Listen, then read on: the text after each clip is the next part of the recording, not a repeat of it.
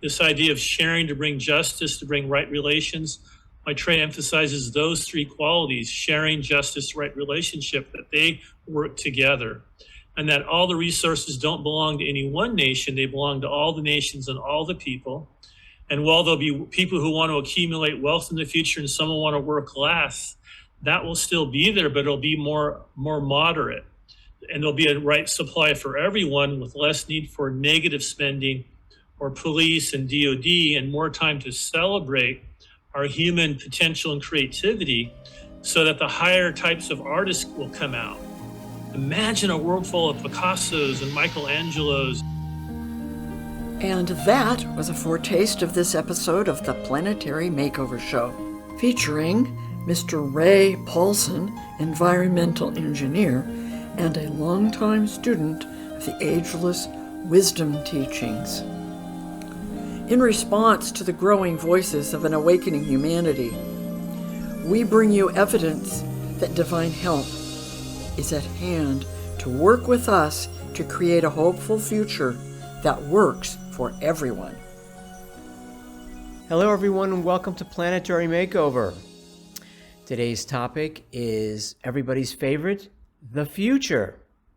Why do you think Star Trek is so popular? And we've got a guest who can help us discern what's coming for humanity. And that person is Ray Paulson. And Ray is an environmental engineer as well as an astute and longtime student of the ageless wisdom teaching. That ancient body of knowledge that, though it's over 100,000 years old, still has things to teach us, not only about the present, but the future. Welcome, Ray. Well, thank you, David. It's a pleasure to be here. We're so glad you were able to join us, and it's such a huge topic that we're going to need to have you back again. I can tell already. And we need your help here, Ray, because we're thinking along the lines of how did we get here? What does this mean? And where are we going? And so I wanted to jump into some of the questions that I'm sure you hear, because one thing I neglected to mention is that Ray also speaks a lot publicly. And because he speaks so much to the public, he sort of has his pulse or his hand on the pulse of the public. And along those lines, I'm wondering, Ray, what do you see at this point as some of the greatest fears of the public? And also, how do you reassure your audience? And what results do you see coming from humanity's cry for help? And we're going to go along those lines. Yeah, David, thank you for the question. There's a lot of crisis today, and people are wondering what kind of future do we have? And to come up with the topic promise of the future, people wonder how, with global warming, with social justice issues, with financial markets, favoring the 1%, the future doesn't look very good to people. And I remind them that we do have a promise of the future. And what we're seeing today, our ageless wisdom tells us, is every 2,000 years, humanity has gone through crisis after crisis historically. And what this has to do with is the energies that influence each cycle of time change. And when the change gets to be about 50-50, and that's what's happening now, we start to see this tug to go back to the old way or to go to this new way. And that sort of tug back and forth brings crisis. The energies are 50-50 and people aren't quite sure what to do. Some are ready to go one way and some kind of want to hang on. And this puts people into a quandary, like what's going on? I see. And so what do you say to try and reassure your audiences that we will in fact survive and thrive through all of these crises? Well, the fact is, historically, we always have. So that's one of the basic answers, is that we've survived these in the past and we'll survive this today as well. What we're seeing is literally the new energies go to take birth through the old. And our ageless wisdom calls this a birth pang. And this says that this is the new coming in, but yet it rocks the boat a bit, and we see these crises. We see the walks for justice, or we see some of the injustice, which invites the marches for justice. And this is this call for help that starts to happen as this news starts to come in. I'd like to touch upon, before we go any further, a little bit, just a little bit right now, about this group of perfected human beings that we've heard so much about and that you have educated so many people about, known as the Masters of Wisdom, or humanity's elder brothers, the Lords of Compassion. And why are they so central? There are those that are more advanced than the average. They call Masters of Wisdom, or humans that have the ability to express more love and more intelligence to answer our problems. Every 2,000 years when we've experienced these crises, the masters have come to help. And one of their primary roles is, as these new energies come in, they would simply bounce off the planet unless they were qualified. And they qualify the energies for us so that we can receive them. And then we pick up on this influence of the new, and we start to build the new from this influence. So we could call the masters, some people call them superhuman or supernormal ability. They have more ability than the average, and they can truly help us go forward. And my understanding is, though I haven't been studying this subject quite as long as you have, that they are us in the future, that all of us will eventually become perfected human beings, lifetime after lifetime after lifetime, and we won't have to come back anymore. And then we'll be assisting our younger brothers and sisters just as our elder brothers are assisting us today. So what can we do as ordinary citizens to help bring about these crucially needed changes, or the promise of the future, as you put it? Yeah, to bring the change, the masters come to qualify the energies so that we can feel this influence and we have the will to go forward. And they qualify the energy where we find this new birth or this renewed self-esteem, where we find this connection, where we want to make a difference in the world. And so as they pick up in their number and their presence, they also begin to teach us. And through these energies uplifting us and their teaching, as it starts to take hold, which they've done in past cycles, they'll do it again in this new cycle. With this deeper connection within ourselves, we get moved to bring these changes and to build the changes. The masters have told us in ageless wisdom they can't do the work for us, but they simply will teach us like they have before, and then we'll be moved to make these what changes we need to make. I know it's been mentioned by the world teacher, Maitreya, who's come with the Masters of Wisdom. He's sort of the master of the masters. How does the public respond to that idea of people power as the new world superpower? And does it inspire them? Yeah, a lot of people power, people are being moved. So this energy is taking hold. We see evidence of this when the Wall Street greed was taken on about 15 years ago or 10 years ago, where the 1% have all the wealth and we want our fair share. And people slept outside of Wall Street, and not just in the USA, but worldwide, people were marching for economic justice. This came out of nowhere, it seemed, but ageless wisdom tells us it didn't. These energies are taking hold, and they're bringing birth through and moving people into action. So we're seeing the result of these energies qualified by the masters, letting us know that they're here among us. And I'm willing to bet, Ray, that a lot of our audience are cut from that same cloth. A lot of them have been in these protests, marches, demonstrations, organizations, helped found them, and are acting upon these energies, consciously or not, and are part of this promise of the future that you have outlined for us. And I want to talk a little bit more about that. Can you give us a little bit of the spiritual, historical background leading up to this new age? And why is it called the Age of Aquarius? The Age of Aquarius, well, the last age was the age of Pisces.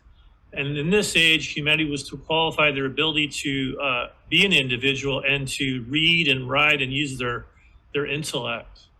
And we've been successful at this. But towards the end of an age, we start to see the vices show up more and more, and we start to fall to greed and other negative qualities. And that's when the new energies are picking up, bringing this change. And in the new time, or the new cycle, the energies are said to influence us to cooperate. That rather than excessive competition, which then leads to negative, because it's a negative game at some point, that these energies of the Aquarius will bring cooperation, and that without that quality, your organization, whether it be a business, a church, a government entity, a nonprofit, will not be successful. And this cooperation will mean collaboration, where the top CEO will have to collaborate with all the folks in there and come to a consensus-based approach to moving that organization forward. And this unprecedented era that you're describing, that we're moving into, the age of Aquarius, can you touch upon, in short, this new civilization that it's heralding? Because I think a lot of our audience is moving into the new and is embracing it, but may not have a clear picture of what it is, what our aim is, and what's coming. Yeah, so Relayed in the Ageless Wisdom, as Senior Master of Wisdom, did bring some thoughts about this promise of the future, but what's to come. Rather than saying the end is coming in a fear-based model, which we hear amongst those who fundamentalize the Ageless Wisdom, it talks about a new beginning and a new growth. And in this new growth brings, again, promise of the future for better and improved living conditions. And how might that be possible? Well, one is that as we find this deeper connection, we'll be moved to serve practical service. And the masters are here pouring the energies out, and we're picking up on them. And in these energies, we're taught, whether we know it or not, we're being influenced. And they'll at some point be verbalizing the teaching.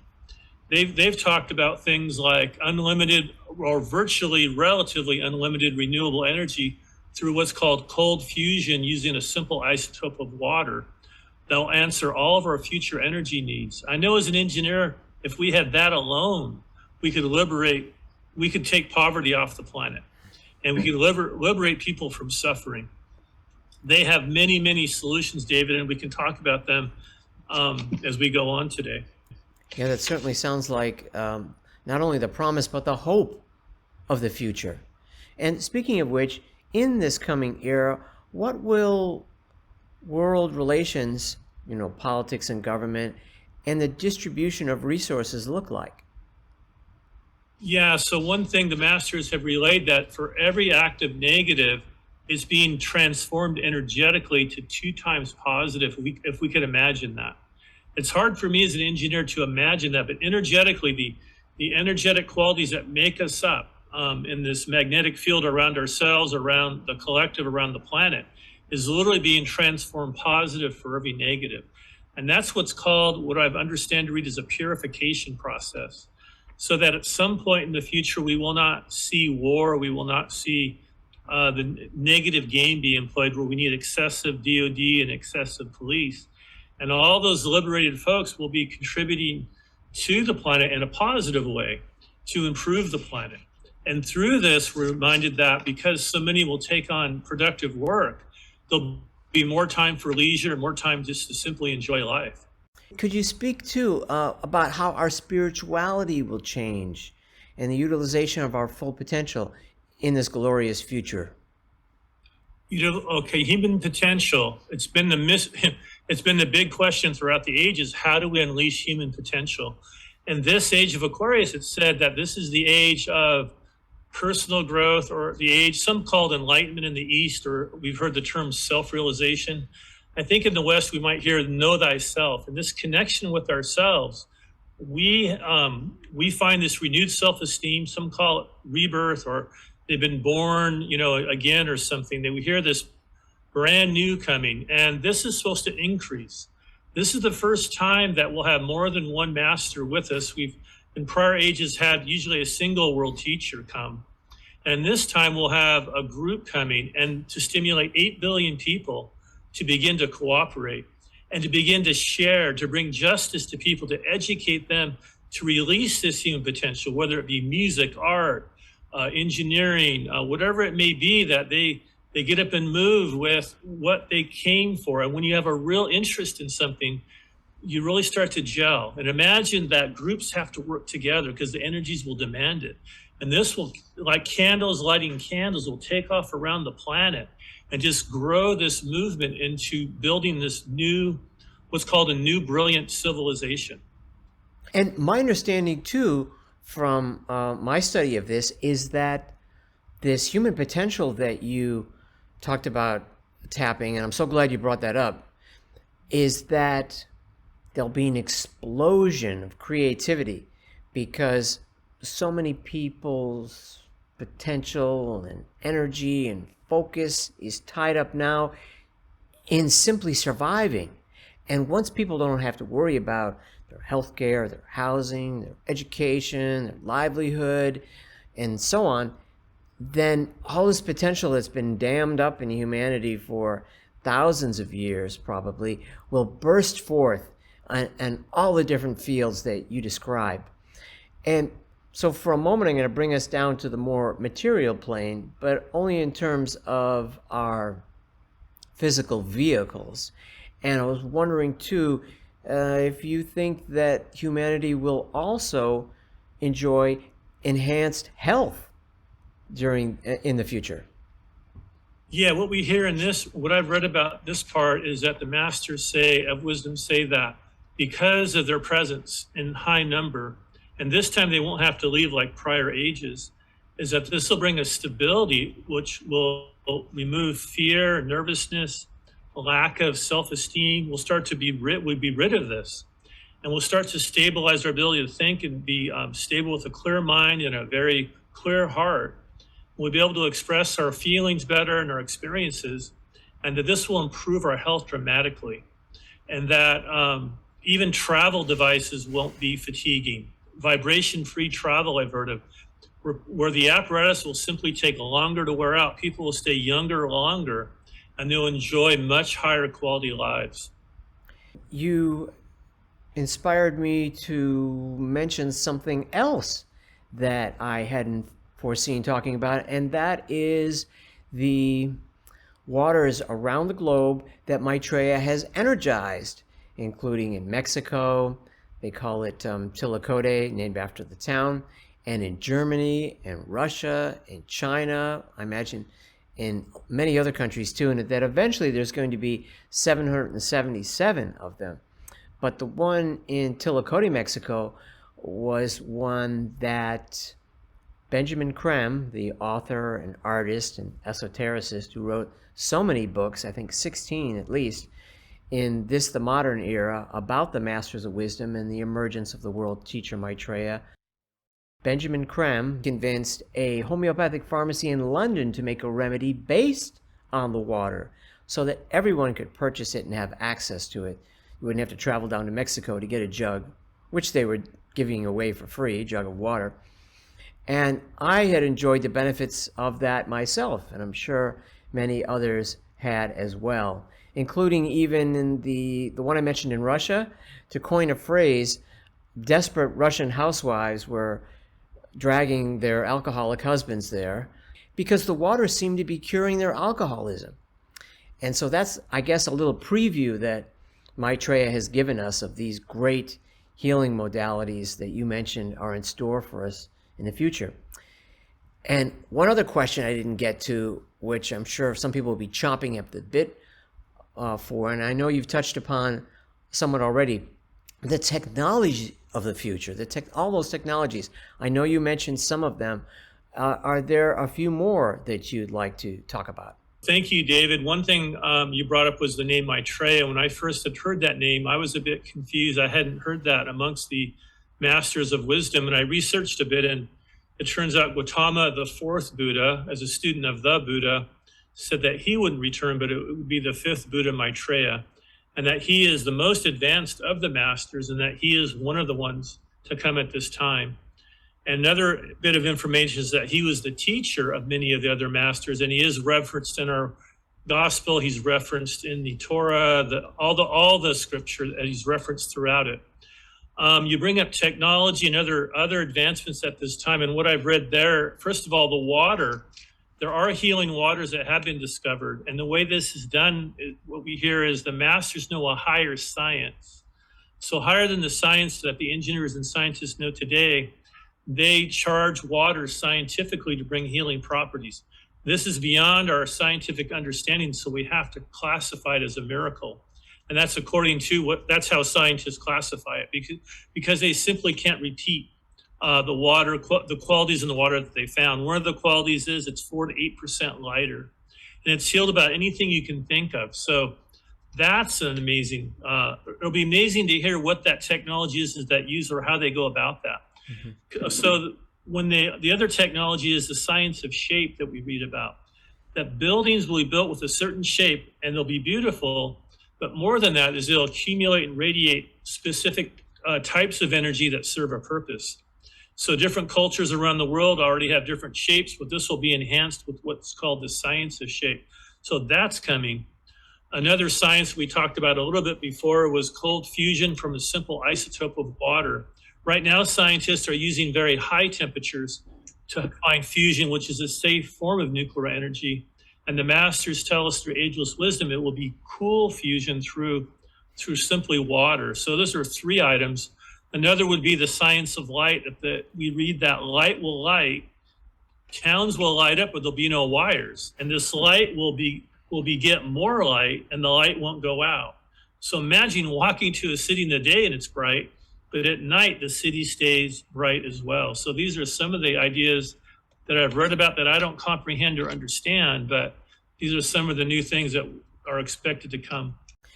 And you reminded me of something else, Ray, that I hadn't planned on mentioning, but I think would be worthwhile for our audience, and that is in the books in which Benjamin Creme, who we mentioned earlier, had talked about the Space Brothers, as they're known, are brethren from adjacent planets, that the ships they have on, that the ships seem to have light that just emanates from everywhere at once, and there's no obvious light source.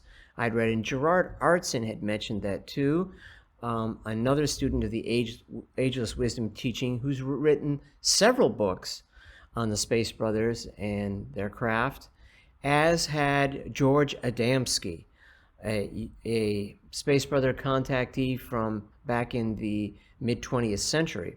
That's a whole nother show in itself, but you reminded me of that when you talked about the cities being lit even in the evening and nighttime. Something else we've touched upon that I'd like to go into a little further is people power. And you talked about how the Aquarian energies will stimulate this: justice, sharing, peace, and freedom, and that this will be seen throughout the world. Could you talk a little bit more about the rise of people power across the planet? Yeah, we touched on it before a little bit with the Wall Street movement back about 10 or 15 years ago, but that continued. And so these energies were said they will stimulate justice. So economic justice that we talked about, and another one would be environmental justice. Global warming is the planet's warming up, and whether we might agree or disagree in how it's forming, it is warming up, and people are concerned. We're seeing fire, flood, drought, sea rises being measured, coral reefs dying, all sorts of environmental problems stemming from global warming, and people are demanding justice. These marches, I've been involved as an environmental engineer for years, have been world record. They're no longer are they in, say, New York only or LA. They're throughout North America. They're throughout Europe. They're throughout the Orient. They're worldwide. And people are wondering, where is this stimulus coming from? And again, ageless wisdom predicted this. And you start correlating, you say, wow, this is really happening. These modern events are being stimulated by these energies. People are being moved, and people are calling this people power.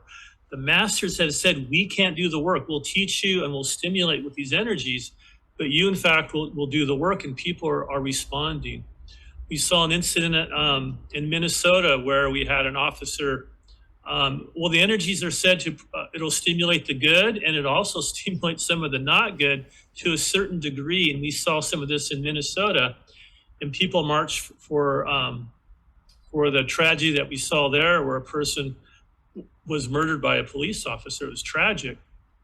But again, the response was people everywhere, college students, adults, young, youth. This movement continues, and this justice movement it's predicted not to stop. So we could expect more and more of this to happen as time continues. What I think is striking about it is that everyone has a place in it. Everyone can have a voice. And as I think the world teacher Maitreya said in one of his messages to humanity that had been conveyed through the author and esotericist and artist we talked about earlier, Benjamin Creme, he had said something to the effect of, no one is too small to play a part. And now you see children being involved. I know Mr. Creme had said once, if you want something like a new recycling program to succeed, just tell the 7-year-olds about it. They'll bug their parents until they get involved. And we had people like Greta Thunberg from Sweden, I believe. And when she started protesting, she was, I think, about 16 or younger than 16. And she's created a worldwide movement involving millions. The Me Too movement for women, Black Lives Matter, which you have touched upon, which is also long overdue, and of course Occupy Wall Street, the Occupy movements, which you've also alluded to across the world, and the Arab Spring, all of these. And as you've said, in every walk of life, on every continent, everyone is getting involved.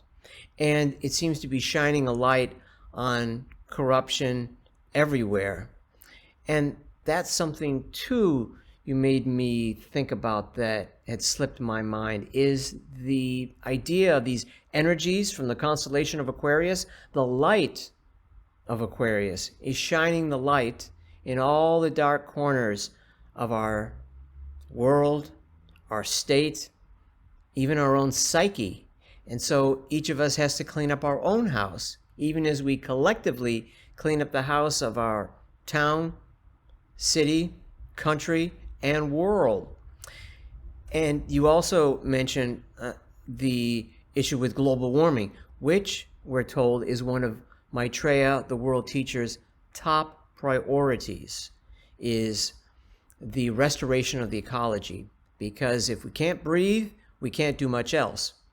And then, of course, number 2 with him was ending world hunger. We've got 25,000 people dying on the planet every day in a world with a 12% food surplus. Nobody should be going hungry. And yet it's also stockpiled in huge storerooms in hollowed out mountains in America, stories high, maybe 5-6 stories high, being eaten by rodents. And imagine how that could transform the lives of people across the globe if they had access to it. And I wanted to also touch more upon what you again have wisely anticipated, and that is mention of the world teacher and the masters of wisdom. And I know you've talked a little bit about that.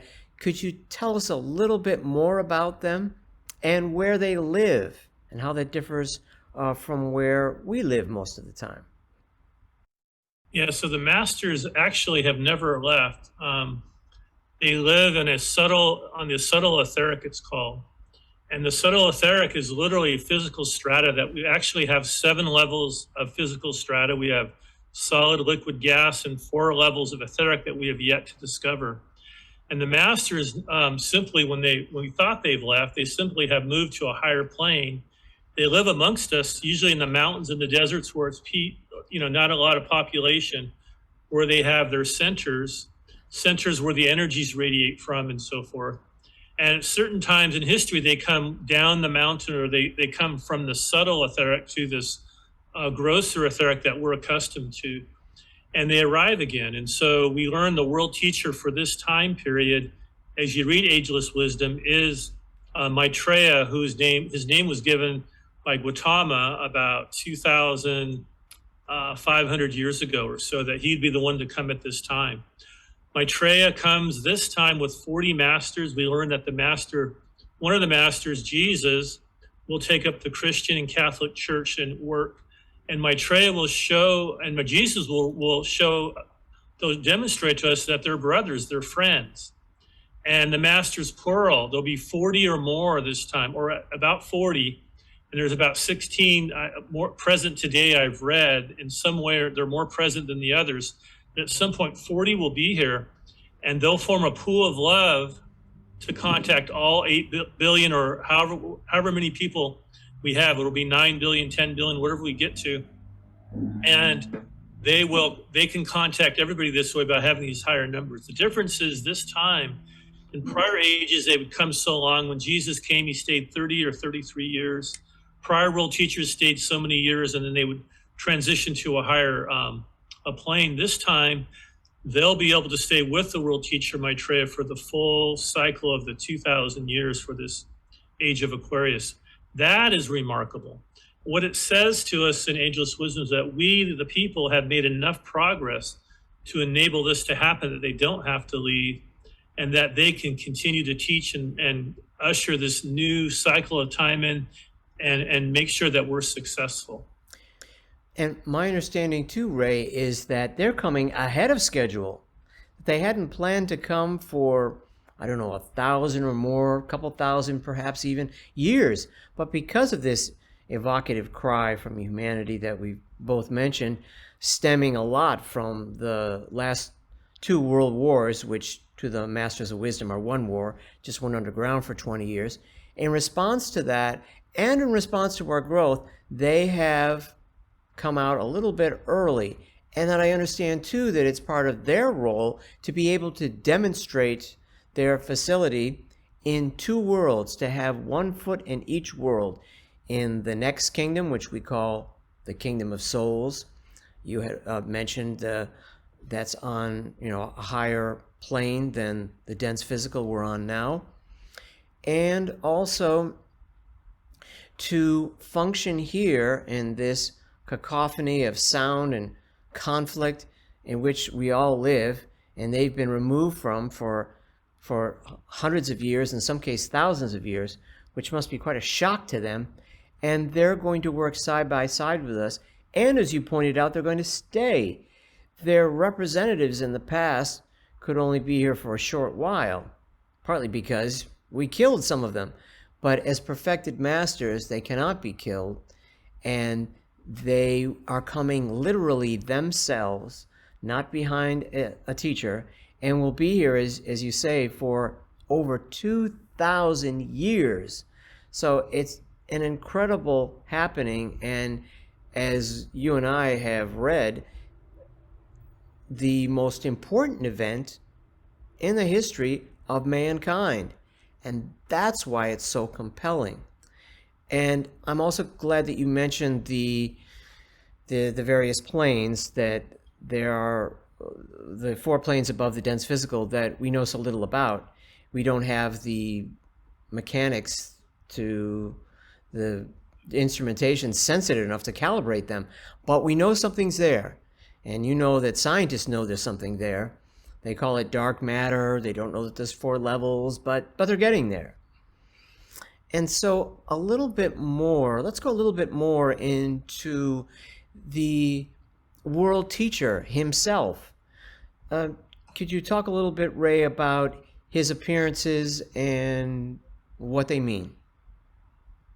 His appearances, he's been appearing all over the world as an ordinary man. And he can. The masters have complete control over matter. They have complete control of how they appear, and they don't come as someone superior or inferior. They come, and the world teacher's been coming as a common person, not to startle, but to greet people where they're at, to find out their everyday concerns, and then convey solutions. And he's getting a feel for things gently as he comes out more formal in the future, along with the masters of wisdom. We know a teacher by the fruit of their work, and I know Maitreya has mentioned what he stands for. One is he says restored environment that's healthy for all, right food and water, shelter, healthcare and education for every single person as birthright. He's come to make sure this happens, and they come to bring the technology to assist us with this so we can bring it to happen. He comes with a teaching he says is the simplest teaching to date, so that it's simple to live, so that we can come into our development, that this age of Aquarius will involve this process of awakening. I know there's a local church here that talks about connecting, activating, and awakening.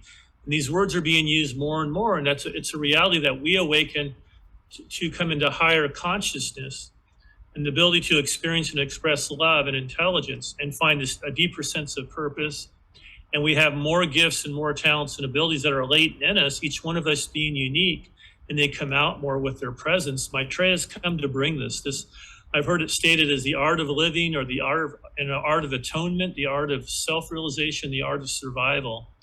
And that this will bring this idea of a human family, that each cultural group in all the nations is important. It'll have sovereignty and a sense of belongingness, but we'll all get along nation to nation organically, that this will happen. And each nation's like a branch on a tree of life that's talked about in the first book of the Bible, that we'll take care of each branch and each twig and all the fruit on the tree, because if you affect one twig or one branch, it may, if we don't take care of it, it could come back and cause harm to the other branches. In this sense, we're cooperating. As we cooperate, we build this tree healthily, that we're building the highest life, not just for these countries we help, that we actually help ourselves, because as we give, we receive. This idea of sharing to bring justice, to bring right relations, Maitreya emphasizes those three qualities: sharing, justice, right relationship, that they work together. And that all the resources don't belong to any one nation, they belong to all the nations and all the people.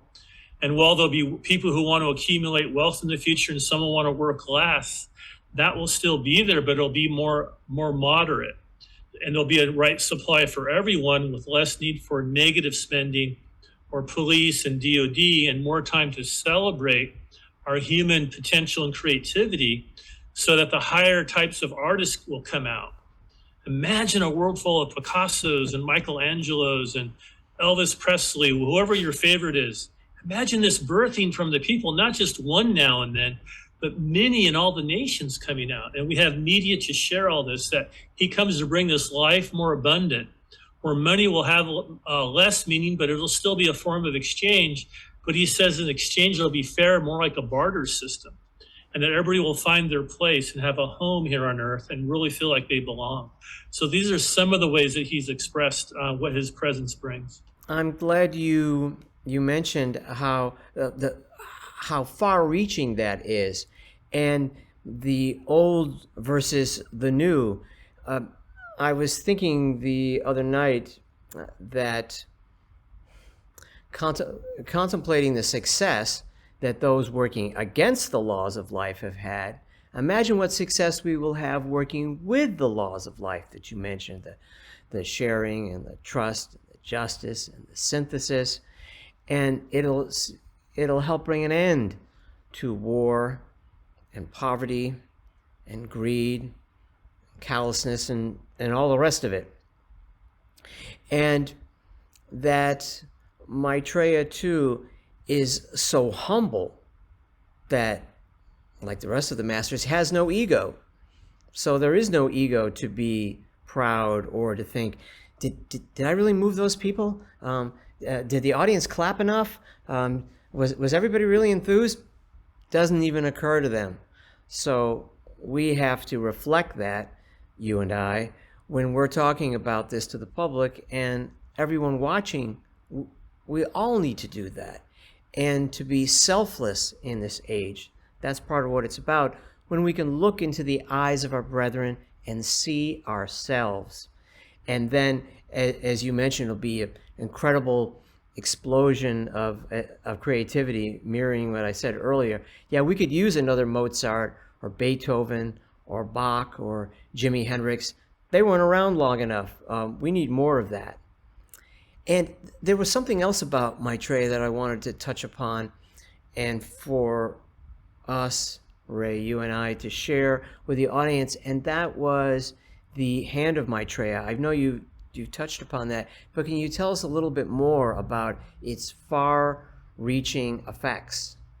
The hand that was not just a handprint, but I have a photo here. It was a hand behind a mirror in Spain, and you can see the marks where they tried to wipe the hand off. They thought it was a print, but it's from behind, and it's holographic in form that our scientists couldn't reproduce this.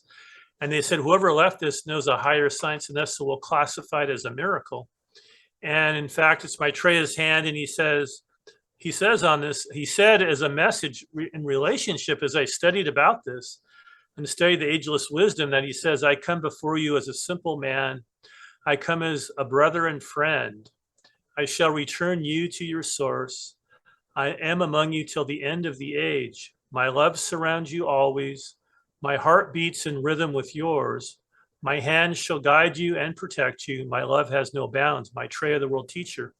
So we will know him, as he said, he comes as one of his titles is the Lord of Love, and that he embodies this love of God, that will know him by this love, which you could call incomprehensible or beyond the ordinary, that you'll have tears of joy or this peace or something beyond your normal experience.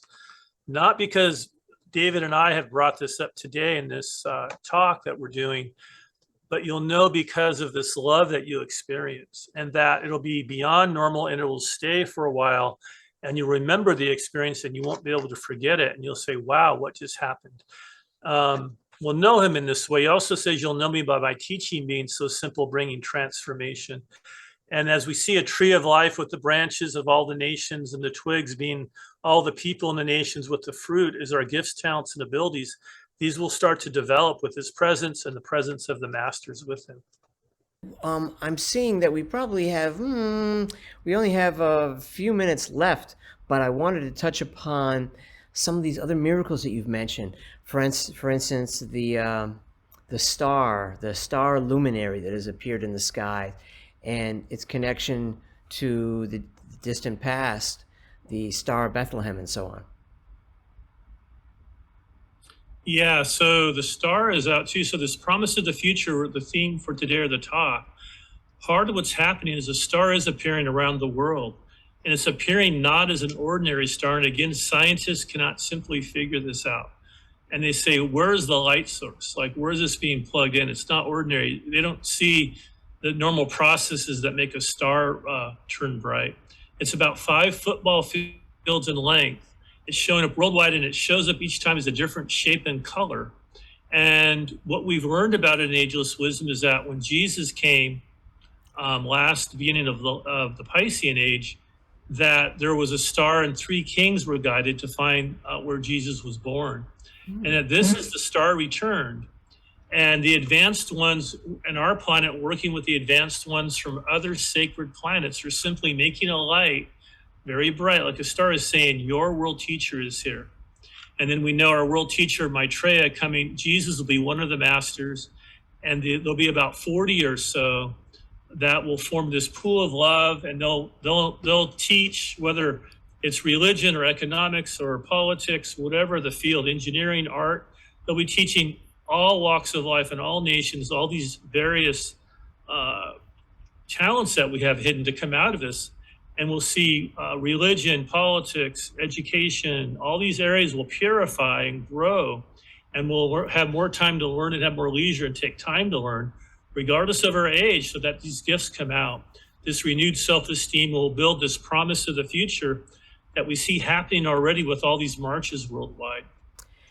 I'd like to, before we go, have you talk a little bit more as well about the Day of Declaration, Maitreya, the world teacher's appearance simultaneously on all the world's media, and of course telepathically as well. Talk to us, Ray, about what that is going to look like. Yeah, so another promise of the near future, the promise of the overall future is a brilliant new civilization, that the crises we see are just birth pangs of the new, is that there will be a day of declaration, or a day of declaration-like event. And on this day, Maitreya will speak to all the world telepathically. And in this way, he can speak every language and everybody will hear him, whether they have a TV on or not, above a certain age. I forget what age that is, but everyone will hear. And they'll say, wow, what's going on? And he'll review history of the planet to give us an understanding of where we've come from and where we're going. There'll be this is different, over 200,000 or so healings. And people will wonder what just happened. And this historically, according to the ageless wisdom that I'm reading, will be marked as the biggest event in history. Looking back, and as we go forward, it'll mark a significant moment of time when we're inaugurated, in a sense, all together in this love aspect of God. We'll be touched by love. They said even physically we'll feel it. It'll be real to us. And because we'll be intrigued, we'll naturally ask. And because the masters don't violate free will, they'll continue going public. And this will grow and grow a movement around the planet. And that's something that I know both of us have found great solace and inspiration in, and I'm sure our audience will as well. And to boot, as you've emphasized and we've mentioned many times on the show, they don't have to believe a word of it. This is for their information only, for their consideration only. But to bear in mind that if they read some of this material, whether it be from Madame Blavatsky, the Theosophical movement, Helena Roderidge, who followed her, or Alice A. Bailey, who came next, or the esotericist and artist and author Benjamin Creme, who we've talked about, this information is designed to not only stimulate the mind, but the intuition as well. So the answers will start to come from the inside out. And speaking of which, I think you have walked us through all of these worlds: the past, where we came from, where we are today, and where we're going, Ray. This promise of the future. What does that entail for you? What does it mean to you? Promise of the future is given by the masters of wisdom. There's certain categories they've covered, and it's pretty interesting. One is living conditions. It says we'll enter an era of tranquility and peace in exact proportion to the present discord. The violence and hatred of today will be transmuted into goodwill. It says contributions of the highest type of artists will lead to regeneration of our lives. Everyone will become creative in his or her own way. It says the family will gain importance and not lose importance as the basic unit of society. For health, it says most farming will be organically based, and this will enhance the vitality and health of the people. As we talked about, healing waters will be discovered one by one, which will help cleanse the body and bring healing. And the alternative medicines of today will take their place beside the more orthodox methods. Another area, and we did touch on briefly, was technology, that new buildings will accumulate and radiate certain energies. Transportation systems, the fatigue or the vibration we feel traveling will disappear, and the fatigue resulting from traveling will disappear, or will be greatly minimized. We'll understand the technology of light, and this will enable us to build this new energy systems. One of the primary energy system talked about is a fusion process of nuclear power, which is the safe form. Using a simple isotope of water, we'll have unlimited or relatively unlimited renewable energy with no pollution. Imagine that, it's amazing. By the end of this century, it said 2100, we will build structures with the scientific use of sound. That's fascinating to me. How would that occur? Politics and government, a new political economic structure called democratic socialism or social democracy will become the norm throughout the world. So rather than extreme capitalism or extreme socialism, there'll be a balance to this. All political groupings will tend to center. So individual politics will not be so extreme in left or right. National and cultural identities will be maintained, but barriers will be taken away so that passports will no longer be needed. Imagine that. You can travel worldwide and experience all these cultures freely and enjoy travel. The United Nations will be a central debating law-giving forum for the nations of the world.